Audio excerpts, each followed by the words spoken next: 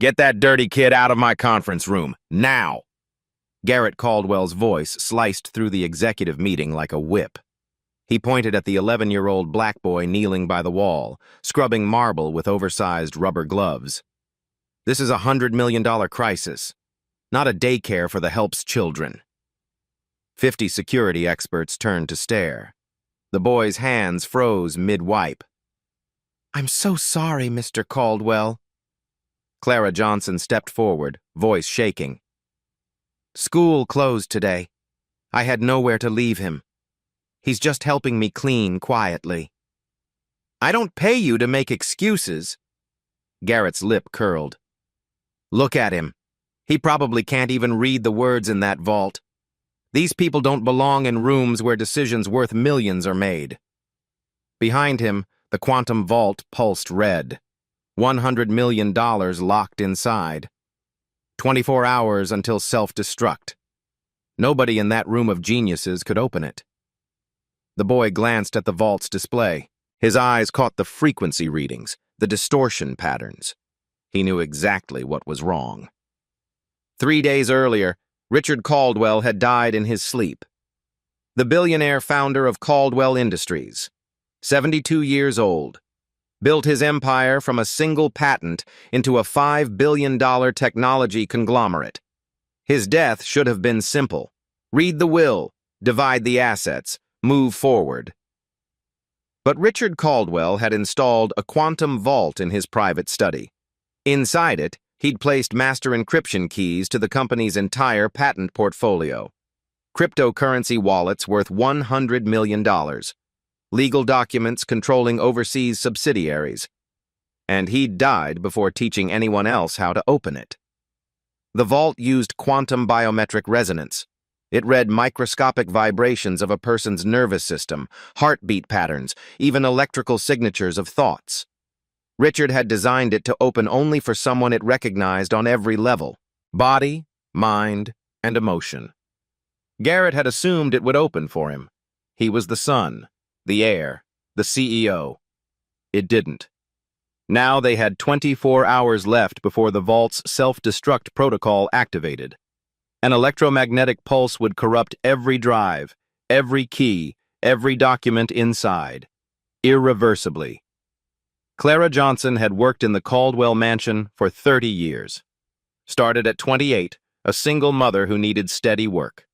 Richard Caldwell had always treated her with respect. He remembered her birthday, asked about her son's schooling, gave Christmas bonuses that kept the lights on during hard months. Garrett was different. From the moment he'd taken over as CEO, he'd made it clear how he saw the staff. Tools, replaceable, beneath notice. This morning, Clara had received the emergency call. All staff to corporate headquarters immediately. The vault crisis. They needed the conference room ready for experts flying in worldwide. Her son's school had called an hour earlier. Burst pipe. Closed for repairs. She had no one to watch Elijah. Her sister worked double shifts. Her neighbor was out of town. So she'd brought him. Told him to stay quiet, stay in corners, help her work quickly. She should have known better. The conference room filled rapidly. Garrett had spared no expense. The Japanese specialist who'd designed security for 3 national banks. The German engineer who'd cracked the Vatican archives. The FBI's top cybercrimes unit. A quantum physicist from MIT. Each one examined the vault, ran diagnostics, proposed solutions. The Japanese specialist tried a laser resonance scan. The vault's warning light shifted from yellow to red. The countdown accelerated by 6 hours. The German engineer attempted an electronic bypass. The vault flashed. Unauthorized access detected. The countdown dropped another 3 hours. By the time the FBI team arrived, they were down to 31 hours. "We need to stop." The lead FBI agent, Patricia Morrison, held up her hand. "Every failed attempt makes it worse." "Then what do you suggest?" Garrett's voice was tight with rage. "We sit here and watch $5 billion disappear?" "I suggest we wait for Dr. Vincent Carter. He designed quantum biometric systems. If anyone can understand what your father built, it's him. He's 3 hours away. Then we wait. Garrett slammed his hand on the table. Unacceptable. He paced, eyes scanning the room. Then his gaze landed on Clara, quietly refilling water glasses, and on Elijah, using a small brush to clean between chair legs. You. Garrett's voice dropped to something dangerous. How long have you been in this room? Clara straightened. Since 7 this morning, sir. Preparing for the meetings. Your son, too? Yes, sir. I apologize again. Security footage. Garrett snapped his fingers at an assistant. Pull up last night's recordings. 5 minutes later, the main screen flickered to life. Black and white security footage, timestamp 2:13 a.m. Clara appeared on screen, pushing her cleaning cart down the executive hallway. She stopped at Richard Caldwell's study, unlocked the door, entered. The interior camera showed her dusting, vacuuming, straightening papers. At one point, she approached the vault, stood before it for several seconds, then continued cleaning. There. Garrett froze the image. What were you doing? Clara's voice was steady. Dusting the shelf beside it, sir, like I do every week. You were alone with the vault the night before we discovered it wouldn't open. I was cleaning, Mr. Caldwell, like I've done for 30 years. Cleaning? Garrett made it an accusation. He turned to the room. Let me tell you something about my father. He had a weakness. He trusted people who hadn't earned it. He gestured toward Clara and Elijah. This woman has been in our home for 3 decades. My father gave her access to everything, keys to every room. He probably even discussed the vault with her. He didn't, sir. Clara's hands clasped in front of her. Mr. Caldwell never discussed business with household staff. But you were in that room, near that vault, hours before we discovered the malfunction. Patricia Morrison stood. Mr. Caldwell, you're suggesting sabotage? I'm suggesting we examine all possibilities. She has no technical knowledge, but perhaps she touched something, pressed something, accidentally triggered a lockdown. I didn't touch the vault. Clara's voice remained calm, but Elijah had stopped cleaning. The boy stood frozen, watching his mother be accused.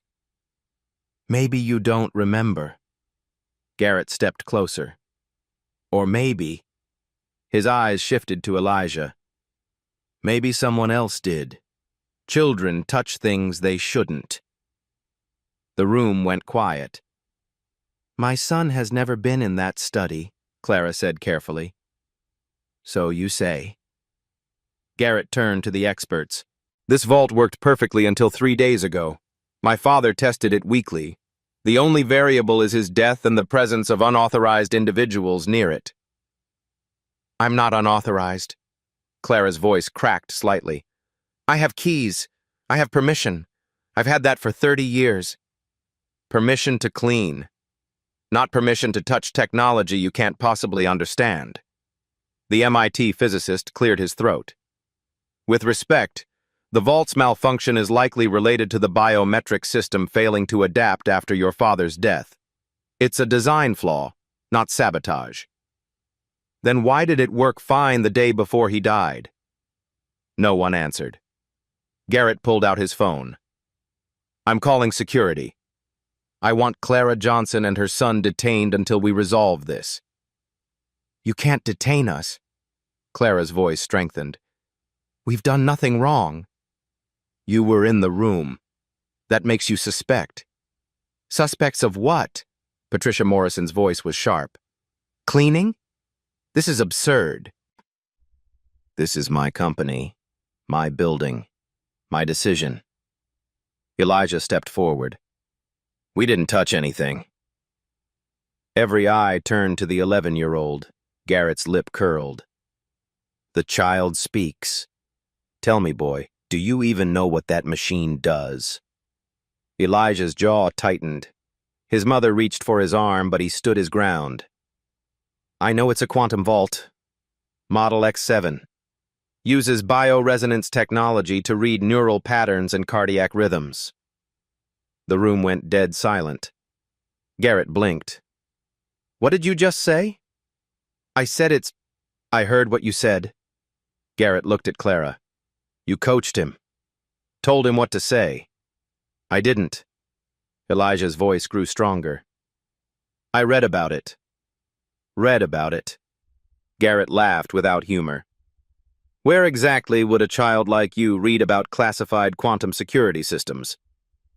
Elijah didn't answer. That's what I thought. Garrett turned to the experts. These people overstep. They think that because they work in our homes, they're entitled to our knowledge. He pointed at Elijah. This boy has probably been snooping through my father's things for years, and now we're supposed to believe it's coincidence that the vault fails right when... Mr. Caldwell. A new voice came from the doorway. Everyone turned. An elderly Asian man stood at the entrance, leaning on a cane. His hair was silver, his face weathered, but his eyes were sharp. Dr. Carter. Patricia stood. Thank God. Chen walked slowly into the room, his gaze sweeping across the vault. Tell me what's happened. Garrett quickly outlined the situation. The vault's malfunction, the failed attempts. The countdown is at 28 hours. Chen listened without interruption. Then he approached the vault, studying its display. The biometric signature is fragmented, he said. Partially there, but incomplete. Like an echo. Can you fix it? Garrett demanded.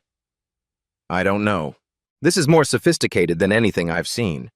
Your father improved on the original design significantly. Chen turned to face the room. Who was Richard's closest confidant? Who spent the most time with him in his final years? I did, Garrett said immediately. I'm his son. Chen's expression was skeptical. I mean emotionally. Who did he trust most? Garrett's face tightened. He was a private man. Everyone trusts someone. Carter's eyes swept the room, landing on Clara. You. You worked in his home? Clara nodded. 30 years. Did Richard ever discuss the vault with you? No, sir. But you cleaned his study? Yes, sir. Weekly. And you... Carter looked at Elijah. You're her son? Yes, sir. How old? 11. Chen studied the boy. Have you ever met Richard Caldwell? Before Elijah could answer, Garrett interrupted. This is a waste of time. They're staff. They have no... Please. Carter held up one hand. Let the boy answer. Elijah glanced at his mother. She gave the smallest nod. I met him, Elijah said quietly. Sometimes when Mom worked, I waited in the library. And did he speak to you? Sometimes. About what? Books, science, things I was reading. Chen's eyebrows rose. He discussed science with you? He asked what I was interested in. I told him about physics, quantum mechanics. He seemed surprised I knew about it. The room went very quiet. Garrett made a disgusted sound. We're listening to a child's fantasies while the vault... Be quiet. Carter's voice was soft but absolute. He moved closer to Elijah. What exactly did Richard discuss with you? Wave functions, probability states, superposition. He said most people think it's magic, but it's just math we don't understand yet. Chen's expression shifted to wonder. He said that? Yes, sir. He said he was designing something that used quantum principles, something that could read things normal machines couldn't. Did he show you what he was designing? Elijah shook his head, then paused. He gave me a notebook. Said it was notes. Told me to keep it safe. Every person in the room leaned forward. You have a notebook? Carter's voice was careful. Given to you by Richard Caldwell? Yes, sir. Where is it? Elijah reached into his jacket pocket. pulled out a small leather-bound journal, edges worn. He held it out. Chen took it with trembling hands, opened it. His eyes scanned the pages. His face went pale. This is the complete technical schematic for the quantum vault. Every detail, every modification Richard made. Garrett snatched the notebook, flipped through it, his face cycling through disbelief and rage. Why would my father give classified documents to a child? His voice was barely a whisper. Chen looked at Elijah with new respect. Perhaps because he saw potential others missed. Potential? Garrett's voice rose. He's 11. He's the son of our cleaning woman. He has no education, no training, no... I can open the vault. The words came from Elijah. Quiet, certain. The room erupted. Elijah Johnson's education began in a corner, not a classroom corner. The corner of Richard Caldwell's private study, where a 6-year-old boy sat cross-legged on carpet, waiting for his mother to finish cleaning. Clara had raised her son alone since birth. The father left before Elijah turned 1. No child support, no contact, just Clara, working 3 jobs to keep a studio apartment in Queens. When she landed the position at the Caldwell mansion, it felt like salvation. Steady pay, benefits, 1 job instead of 3.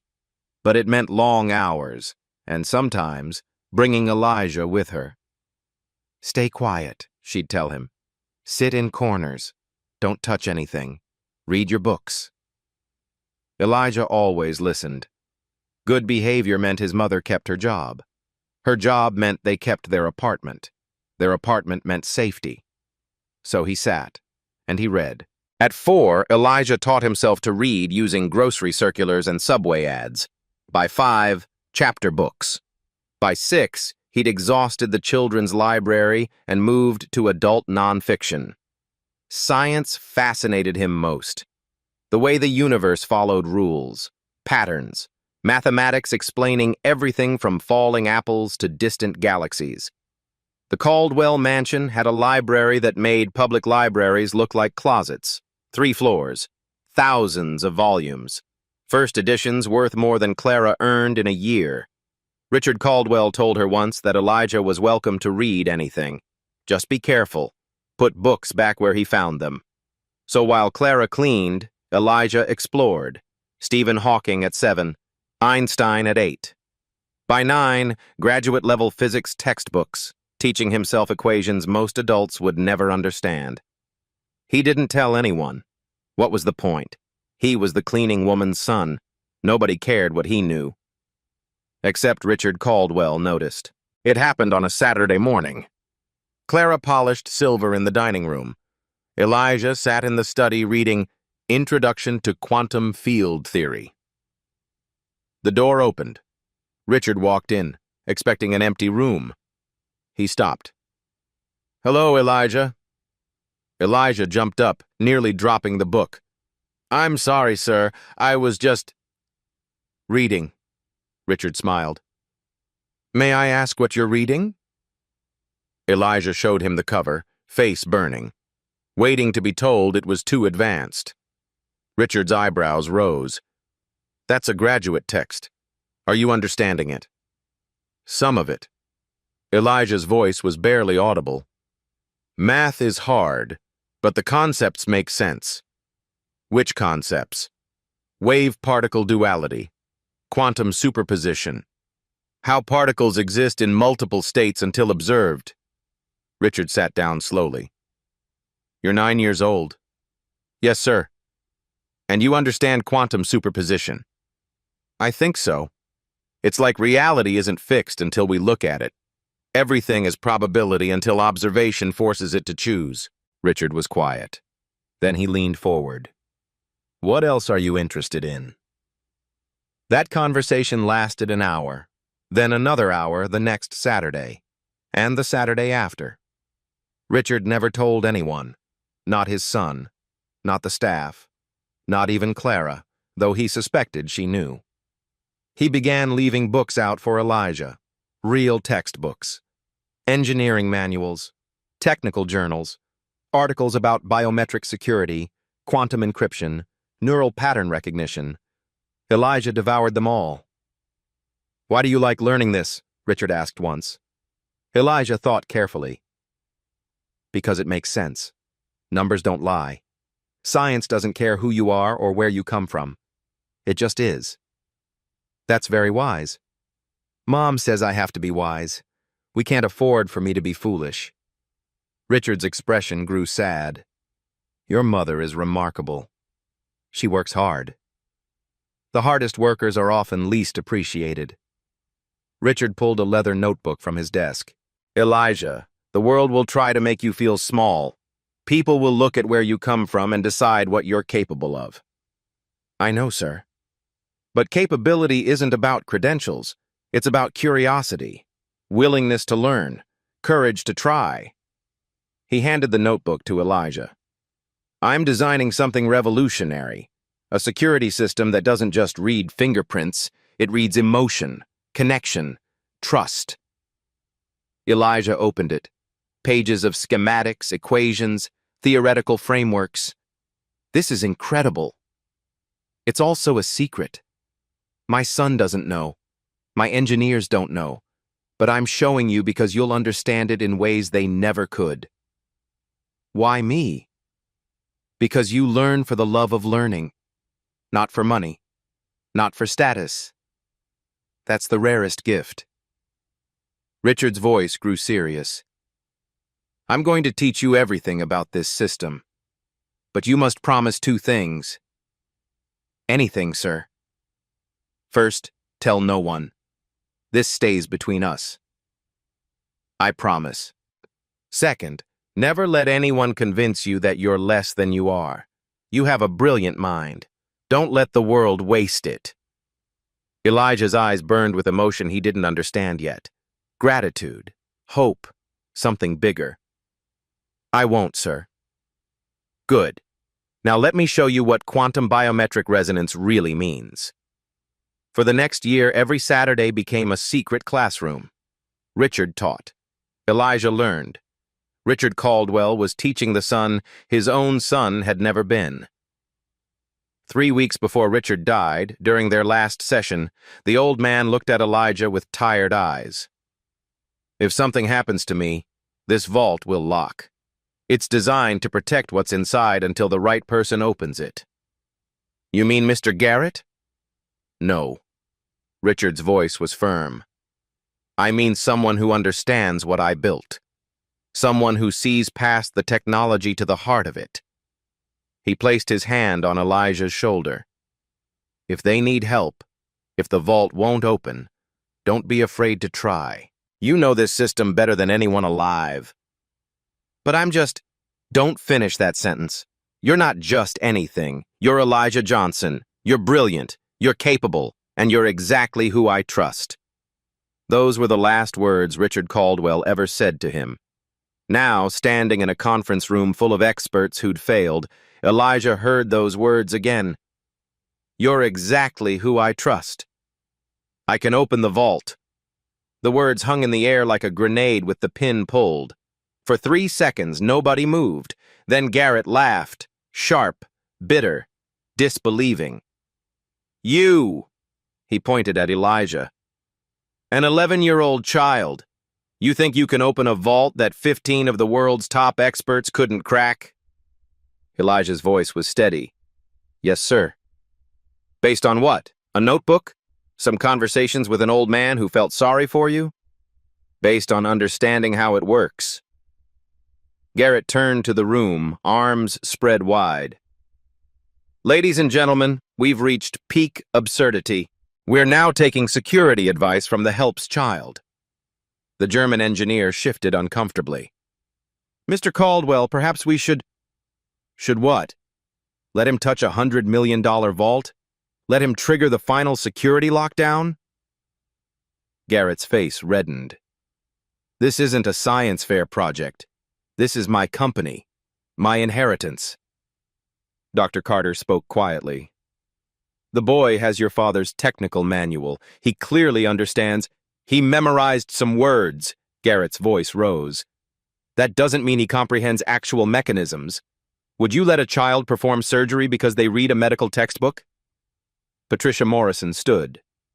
Mr. Caldwell, we're running out of options. 27 hours left. Every expert here has failed. Maybe nothing. Garrett cut her off. I know what this is. An elaborate con. The mother plants herself near the vault. The kid studies enough to sound smart. They wait for my father to die, then swoop in claiming they can help. Clara's voice came from the corner, shaking but clear. We're not thieves. No? Garrett spun toward her. Then explain why your son has classified technical documents. Explain why my father gave him access to information he didn't give his own son. I can't explain that, sir, but my boy is not a thief. Except knowledge that didn't belong to him. Elijah stepped forward. Mr. Caldwell gave it to me. He wanted me to learn. My father was 72 years old. His judgment was failing. He probably didn't even understand what he was giving you. Dr. Carter's voice was firm. Richard Caldwell's mind was sharp until the day he died. I spoke with him 3 weeks ago. He knew exactly what he was doing. Then he was being sentimental, feeling guilty about having staff who could barely afford to live. So he played teacher to make himself feel benevolent. The room was silent. Elijah's hands clenched at his sides. Garrett walked closer to the boy, looking down at him. Let me be very clear. If you touch that vault and cause any damage, I will ensure you and your mother are prosecuted.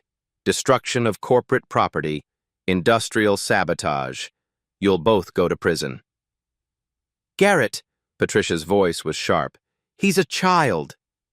He's a liability. Garrett didn't take his eyes off Elijah. And if this fails, someone needs to be held accountable. Clara moved forward, trying to reach her son. Elijah, don't. It's not worth it. We'll leave right now. But Elijah didn't move, his eyes locked on Garrett's. You don't think I can do it, Elijah said quietly. I know you can't. Because I'm 11? Because you're a child with no credentials, no training, and no business being in this room. Mr. Caldwell thought differently. My father was wrong. The words echoed in the silence.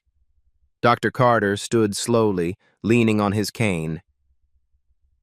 Garrett, I've known you since you were younger than this boy. Your father called me 6 months ago. He told me he'd found someone with a natural gift for understanding quantum systems, someone who saw patterns trained engineers missed. Chen looked at Elijah. He was talking about you, wasn't he? Elijah nodded slightly. And he made you promise not to tell anyone. Yes, sir. Because he knew they wouldn't believe you. Another nod. Chen turned back to Garrett. Your father built that vault with a specific design philosophy. It doesn't just recognize biological signatures. It recognizes understanding, connection, trust. The vault only opens for someone who truly comprehends what he built. That's metaphysical nonsense. It's quantum biometric resonance. Carter's voice was sharp. The system reads neural patterns associated with comprehension and emotional connection. Your father spent a year teaching this boy how it works. Garrett's jaw worked. Even if that's true, we can't risk... Risk what? Patricia interrupted. We're out of options. In 27 hours, that vault destroys its contents anyway. We literally have nothing to lose. We have $100 million to lose. We've already lost it if we don't try something different. The Japanese specialist spoke. Mr. Caldwell, I've examined the security logs. Every attempt we've made has accelerated the countdown. But there's one access protocol we haven't triggered, for a non-standard user profile. Non-standard? Garrett frowned. Someone not in the system's primary authorization list. Someone who approaches with the correct harmonic signature rather than stored credentials. The specialist looked at Elijah. The boy might actually be our best chance. Garrett was silent. Then he pulled out his phone. Send legal up here. Now. 5 minutes later, a man in a dark suit entered carrying a tablet. I need a liability waiver. Comprehensive. If this child attempts to access the vault and fails, his family assumes full financial and legal responsibility for any damages. Clara gasped. We can't afford... That's the point. Garrett's eyes were cold. You want to play the hero? Fine. But if you fail, you pay. Every penny. The lawyer looked uncomfortable. Sir, he's a minor. He can't sign. His mother can. As his legal guardian, she accepts responsibility for his actions. The lawyer began typing. Clara's face went white. Mr. Caldwell, please, we don't have anything. If something goes wrong, then you'll spend the rest of your lives in debt, both of you. Elijah looked at his mother, saw the fear in her eyes. 30 years of cleaning, of bowing, of saying yes, sir, and I'm sorry, sir. He thought about Richard Caldwell's hand on his shoulder, the pride in the old man's eyes, the way he'd been treated not as the help's son, but as a person worth teaching. You're exactly who I trust. I'll sign it, Elijah said. Elijah, no! Clara reached for him. Mom. He took her hand. I can do this. Mr. Caldwell taught me. He trusted me. I'm not going to let everyone think he was wrong. Tears streamed down Clara's face. Baby, you don't have to prove anything. Yes, I do. His voice was quiet, but certain. Not to them. To me. The lawyer handed the tablet to Clara. Ms. Johnson, if you sign this, you're accepting full financial liability. This includes damages valued at approximately $100 million. Do you understand? Clara's hand shook as she took the tablet. Mom, don't sign it. Elijah's voice cracked. We'll just leave. No. Clara's voice was stronger now. She looked at her son with something fierce in her eyes. If Mr. Caldwell trusted you, then I trust you. She signed. The lawyer took the tablet back. It's done. Garrett smiled without warmth. Excellent. Now let's see what the genius child can do. Dr. Carter approached Elijah, speaking softly. The vault has 3 authentication layers: biological signature, harmonic frequency matching, and emotional resonance verification. Do you understand all 3? Yes, sir. And you know the sequence? Mr. Caldwell showed me. Then proceed carefully. The system is sensitive. Any aggressive attempt will trigger a final lockdown. Elijah nodded. He walked slowly toward the vault. 50 people watched in complete silence. The vault's display pulsed red. 26 hours, 43 minutes until destruction. Elijah stood before it, small and alone. He placed both hands flat against the cool steel surface and closed his eyes. Elijah's hands were cold against the steel. He could feel his heartbeat pulsing through his palms into the metal.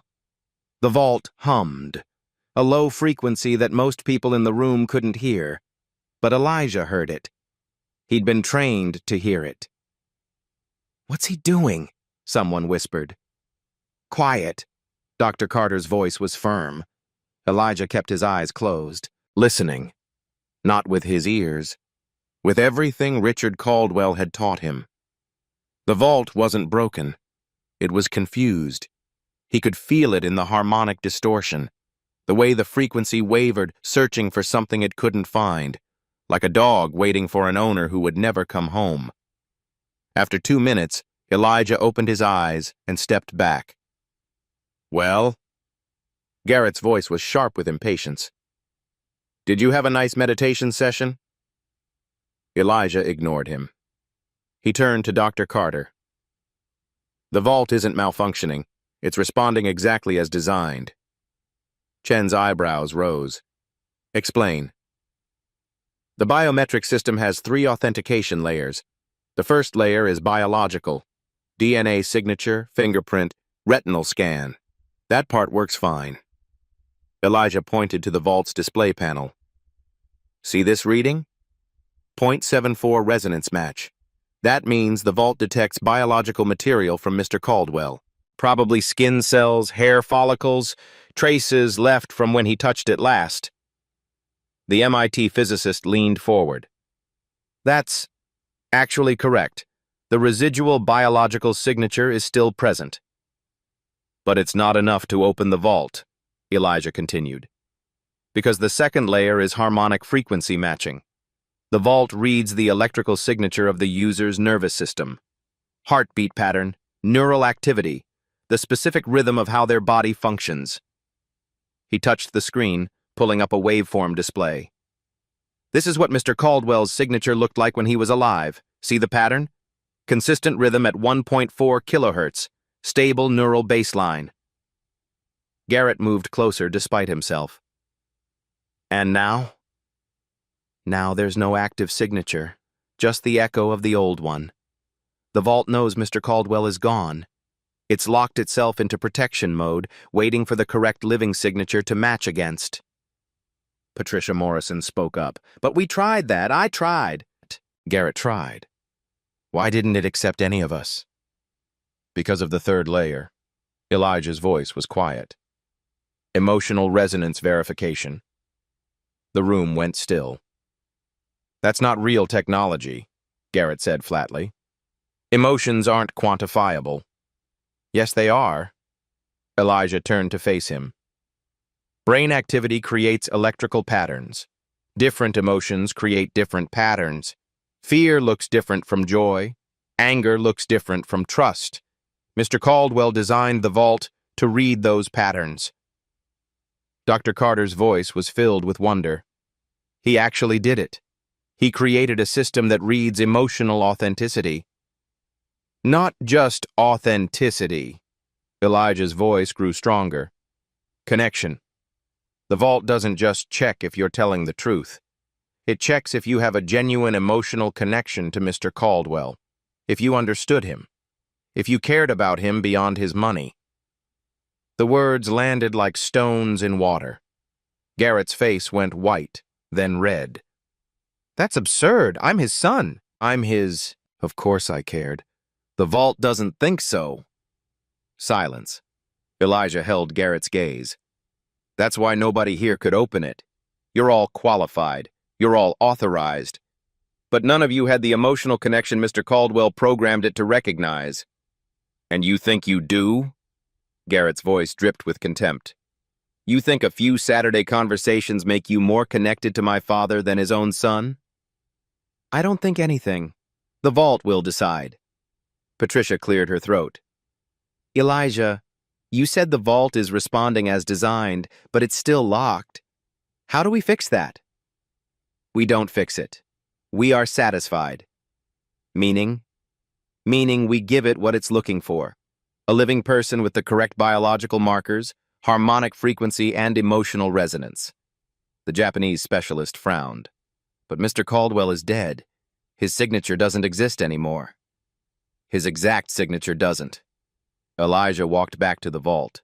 But the vault has secondary authorization protocols. Mr. Caldwell told me about them. He said if something happened to him, the vault would accept someone who met 3 specific criteria. He held up one finger. First, biological connection or proximity. Someone whose DNA or biological signature was logged into the system during the setup phase. Dr. Carter nodded slowly. Go on. Second finger. Second, demonstrable understanding of the vault's construction and purpose. Not just technical knowledge, deep comprehension of why he built it this way. Third finger. Third, genuine emotional connection verified through neural pattern matching. The vault has to sense that you actually cared about him. Garrett laughed harshly. So you're saying my father programmed his vault to only open for people who loved him? That's childish, sentimental nonsense. Maybe. Elijah's voice was steady. But it's his vault, his design, his choice. And you think you meet all 3 criteria? I know I meet the first one. Mr. Caldwell told me he registered 3 biological signatures in the secondary authorization system. Patricia leaned forward. 3? Who? Elijah looked at his mother. My mom is one. He registered her signature 5 years ago. She didn't know. He did it during one of her medical checkups that he paid for. Clara's hand went to her mouth. He never told me. He wanted you in the system. He trusted you. Who are the other two? Carter asked. I'm the second one. He registered my signature 2 years ago. I remember the day. He said he was testing the scanner. Asked me to put my hand on it for calibration. Elijah's voice grew softer. The third signature is his wife. She died 12 years ago. He never removed her from the system. The room was absolutely silent. Garrett's voice was barely a whisper. My mother? Yes. Mr. Caldwell said he kept her in the system because she was the only person who truly knew his heart. He said if anything went wrong, if he couldn't open the vault himself, it should go to someone who understood love over money. Tears ran down Garrett's face, but his expression was twisted with anger. He put the maid and her bastard son in his security system, but not his own child? I'm sorry, Elijah said quietly. And he meant it. Dr. Carter cleared his throat. Elijah, you've explained who has biological authorization, but the vault still won't open on biology alone. You said it needs harmonic frequency matching and emotional resonance. How do you provide those? That's the part Mr. Caldwell spent the most time teaching me. Elijah turned back to the vault. The harmonic frequency layer isn't about matching his frequency. It's about creating a bridge frequency. A what? Patricia asked. A bridge. A resonance pattern that connects the vault's memory of Mr. Caldwell's signature with a living person's signature. You create a harmonic that contains elements of both. The MIT physicist stood up. That's theoretically possible, but the precision required, you'd need to consciously control your heart rate, neural activity, even your breathing pattern to match specific frequencies. That's impossible without biofeedback equipment. Mr. Caldwell taught me how to do it without equipment. Elijah's voice was calm. He spent months training me. Meditation techniques, breathing exercises. He said it was like learning to play an instrument, but your body is the instrument. He looked around the room. I can slow my heart rate to match his resting rate. I can regulate my breathing to create the same neural patterns he had when he was calm and focused. I can generate the harmonic bridge the vault needs. That's impossible, Garrett said, but his voice lacked conviction. It's not impossible. It's just very difficult. And it requires something else. What? Carter asked. It requires the emotional resonance layer. That's the part I can't fake. The vault will scan my neural patterns while I'm creating the harmonic bridge. It'll read whether I'm doing this out of greed, fear, or genuine connection. Elijah's voice dropped. If I'm lying, if I'm just trying to steal what's inside, the vault will know. It'll read the fear and deception in my brain patterns, and it'll trigger the final lockdown immediately. Patricia understood. So you're risking everything. If the vault senses you're not genuine, it destroys the contents right away. We lose our remaining time. Yes. And if you're wrong about the bridge frequency, if you can't match it precisely enough, same result, immediate lockdown. So there's no practice run, no second attempt. You get one chance, and if anything goes wrong, we lose everything instantly instead of in 26 hours. Yes. Garrett's voice was cold. And why should we believe you even know what you're doing? You're 11 years old. This could all be fantasy. Stories you've made up. Elijah reached into his pocket and pulled out the leather notebook again. He opened it to a specific page and showed it to Dr. Carter. This is the bridge frequency formula. Mr. Caldwell wrote it out for me. He said if I ever needed to open the vault, this is how. Chen's hands trembled as he studied the page. Mathematical equations, waveform diagrams, notes in Richard Caldwell's handwriting. At the bottom of the page, one sentence. For Elijah, the son of my heart, if not my blood, trust yourself. Chen looked up, tears in his eyes. This is real. Richard really did plan for this. He showed the page to Patricia, then to the other experts. One by one, their expressions changed from skepticism to shock. The Japanese specialist spoke. These calculations are perfect. This would work, if someone could actually execute it. Can you? Patricia asked Elijah directly. Can you really do this? Elijah thought about Saturday afternoons in the study. Richard's patient voice guiding him through breathing exercises, the way the old man's hand felt on his shoulder, steady and sure. He thought about his mother, who'd signed away everything they had because she believed in him. He thought about Garrett's contempt, the way the room had looked at him like he was invisible until they needed him. I can do it, Elijah said. Mr. Caldwell believed I could.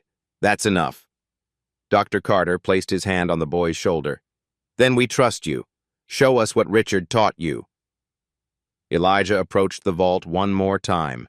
This time everyone understood what they were witnessing. Not just a child trying to open a safe, a student honoring his teacher's final lesson. The room cleared to a 30-foot perimeter. Dr. Carter's orders. Any electromagnetic interference from phones or computers could disrupt the harmonic frequency matching. Elijah stood alone before the vault. His mother watched from the edge of the circle, hands clasped so tightly her knuckles were white. Medical team on standby. Patricia spoke into her phone. If his heart rate becomes erratic, we intervene immediately. No. Elijah's voice was quiet but firm. If you interrupt, the vault locks permanently. I have to finish no matter what. Patricia hesitated, then nodded. Elijah removed his shoes. Richard had taught him that direct floor contact helped ground the harmonic resonance. Bare feet on marble would conduct the frequency better.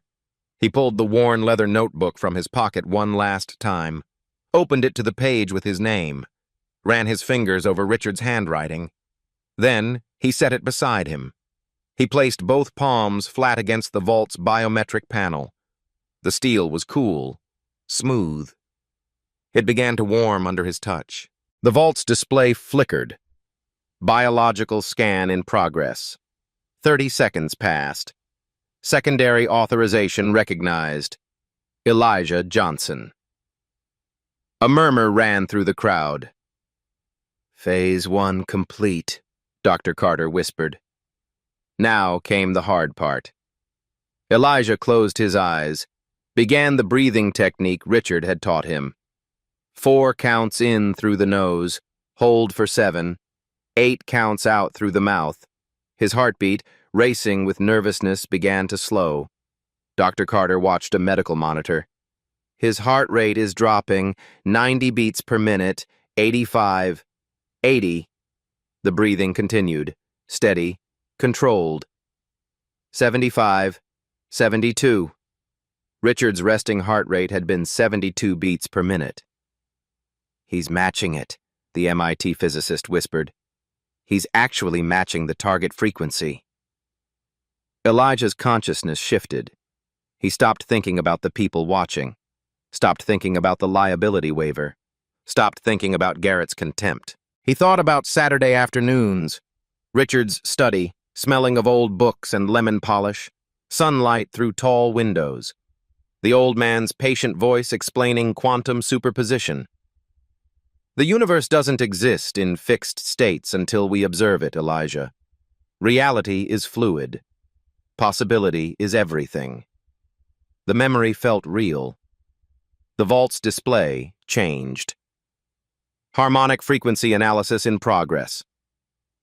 Elijah felt the vault scanning him, not just his heartbeat, deeper, the electrical patterns of his nervous system, the rhythm of his thoughts. He had to bridge the gap between his living frequency and Richard's recorded one.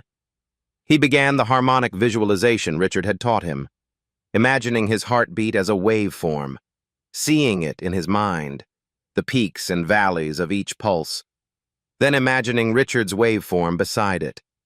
In his mind, he brought them closer. Let them overlap.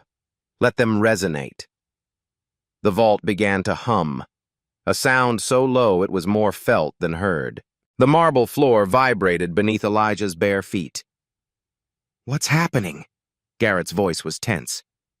"The vault is responding," Dr. Carter said. "It's reading the bridge frequency. He's doing it." But Elijah barely heard them. He was somewhere else now. In his memory, Richard was showing him the vault for the first time. "Most security systems keep people out, Elijah. I designed this one to let the right person in. Not the richest person. Not the most powerful, the right person." "What are you protecting, Mr. Caldwell?" "Not what. Who. I'm protecting the people I love from those who would exploit them. I'm protecting knowledge from greed." The old man's hand on his shoulder, heavy, warm, real. "Someday you'll protect something too, something that matters more than money, and you'll understand why I built this vault the way I did." The vault's display flashed through colors, red, yellow, blue. "Emotional resonance scan active." Dr. Carter's voice was reverent. "It's reading his neural patterns. This is the final test." Elijah felt it, a sensation like being seen all the way through. The vault wasn't just reading his thoughts. It was reading his heart. Did he care about Richard Caldwell? Really care? Or was this about proving Garrett wrong? About saving his mother from debt? About feeling important? The vault would know. It would read the truth in his neural patterns. Elijah stopped trying to control anything, stopped trying to prove anything. He just remembered. Remembered Richard's laugh when Elijah solved a difficult equation. Remembered the way the old man listened when Elijah talked about his dreams of college, of becoming a scientist, of mattering. Remembered the last time he'd seen Richard, 3 weeks before the old man died. Richard had been tired, moving slowly. "I won't be here forever, Elijah." "Don't say that." "It's true. But meeting you, teaching you, watching your mind work, it's been one of the great joys of my life. You reminded me why I fell in love with science. The wonder of it." The old man had hugged him, the only time Richard Caldwell had ever hugged him. "Thank you for letting an old man feel like a teacher again, like a father again." Elijah's eyes burned behind his closed lids, not from concentration, from grief. He missed Richard, not his money, not his status. Him. The person who'd seen Elijah as more than the maid's son, who'd treated him like his mind mattered, like he mattered. The vault's hum reached a crescendo, then stopped. Complete silence. Elijah opened his eyes. The display glowed steady green. 3 words appeared. "Authorization complete. Welcome, Elijah." A sound like a sigh came from deep within the vault. Mechanical, but somehow organic. The locks disengaged, not with a harsh click, but with a musical tone. A perfect, a-natural note that resonated through the conference room. The vault door swung slowly open. Behind Elijah, someone gasped. Someone else started crying. Elijah's legs gave out.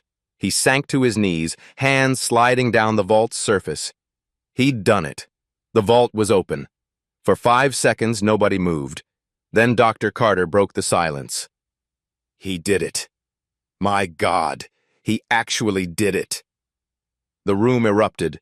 Experts rushed forward. Patricia Morrison was on her phone. "Stand down, the FBI team. The vault is open." Clara ran to her son, dropped to her knees beside him, pulling him into her arms. "Baby, you did it."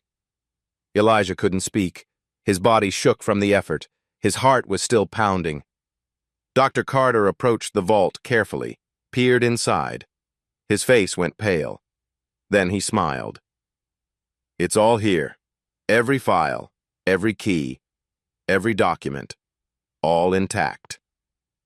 Garrett pushed through the crowd, looked inside. His shoulders sagged with relief. Then his eyes fell on something else. A sealed envelope. Cream-colored paper. His father's handwriting on the front.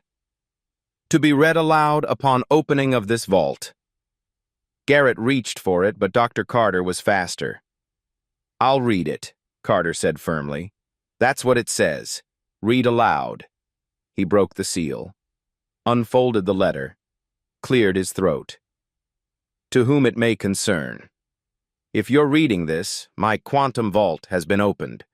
Only 3 people had biological authorization to attempt access. My late wife, Clara Johnson, who served my household with dignity for 3 decades, and Elijah Johnson, the brightest mind I've encountered in 50 years. Garrett's face went ashen. Chen continued. If Elijah opened this vault, it means he demonstrated technical understanding and genuine emotional connection. The vault cannot be fooled. It reads truth at a neural level. Therefore, all assets contained within are to be distributed as follows. The room went silent. 40% to Elijah Johnson, held in trust until his 25th birthday. 30% to Clara Johnson, in gratitude for her loyalty. 20% to my son Garrett, conditional on 500 hours of community service. 10% to establish the Caldwell Johnson Scholarship Fund for gifted children from low-income families. Chen's voice cracked. Signed, Richard James Caldwell, witnessed and notarized. Garrett staggered backward. No, he can't. He can, Patricia said quietly. This document is legal, notarized, uncontestable. Dr. Carter pulled more papers from the vault. Detailed instructions, bank accounts, legal documentation. He looked at Elijah, still on his knees. Son, your life just changed. You're looking at approximately $2 billion. $2 billion. The number hung in the air like something impossible. Elijah stared at Dr. Carter. That's not... It's real, Carter said gently. Your mentor made very certain of it.